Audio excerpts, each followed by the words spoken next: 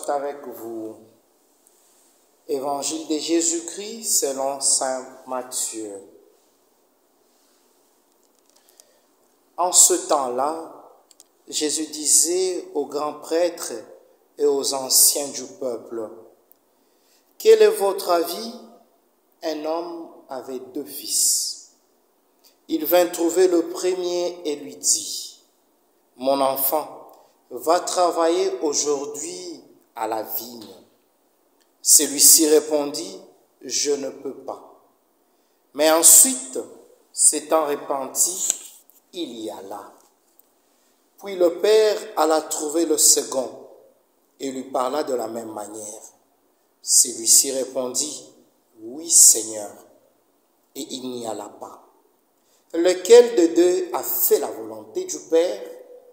Ils lui répondent: « Le premier. » Jésus leur dit: « Amen, je vous le déclare, les publicains et les prostituées vous précèdent dans le royaume des dieux. Car Jean le Baptiste est venu à vous sur le chemin de la justice, et vous n'avez pas cru à sa parole. Mais les publicains et les prostituées y ont cru. Tandis que vous, après avoir vu cela, vous ne vous êtes même pas repentis plus tard pour croire à sa parole. » Acclamons la parole de Dieu. Louange à toi, Seigneur Jésus. Frères et sœurs, bien-aimés dans le Seigneur, dans l'évangile de ce 26e dimanche du temps ordinaire, année 1, Jésus nous raconte la parabole de 2 fils ou de 2 enfants qui sont envoyés dans la vigne de leur père pour y travailler. Le premier enfant affirme ouvertement son intention de ne pas obéir, de ne pas accepter d'aller travailler dans la vigne. Mais un peu plus tard, il a du remords et change d'attitude et il va travailler dans la vigne de son père. Et le deuxième accepte d'aller travailler dans la vigne, puis après, il n'y alla pas. Frères et sœurs, bien-aimés dans le Seigneur, à travers cette parabole, Jésus nous interpelle sur notre vie. Jésus nous invite à nous identifier à l'un de ses 2 fils, soit le premier, soit le second.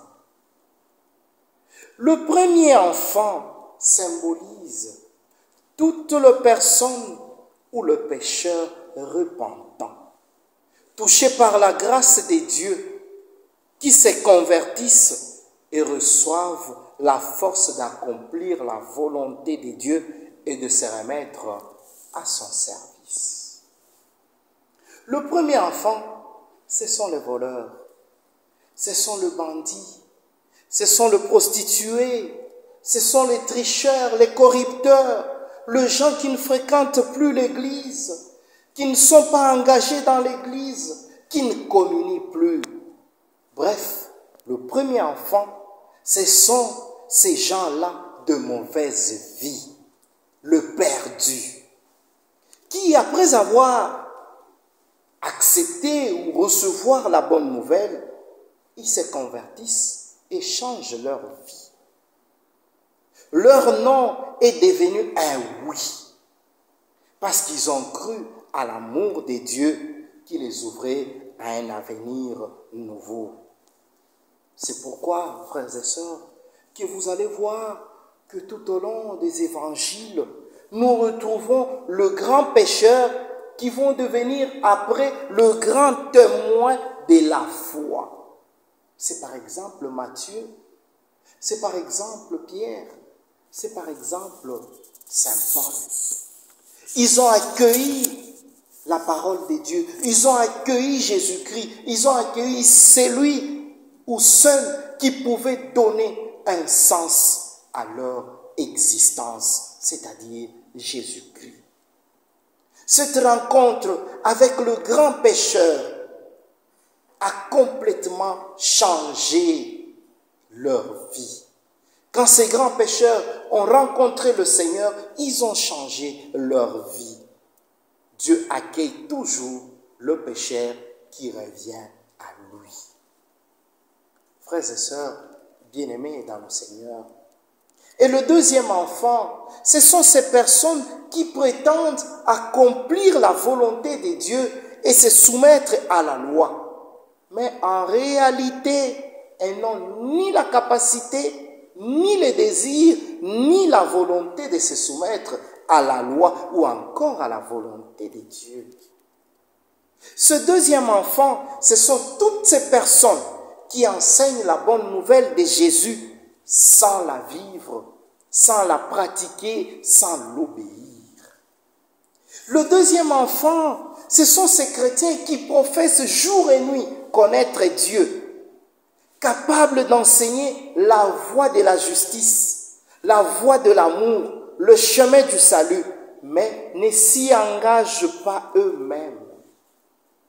Le deuxième enfant, ce sont les chrétiens qui se contentent de bons sentiments, de superbes résolutions, d'ardentes prières, mais après, ils ne font rien.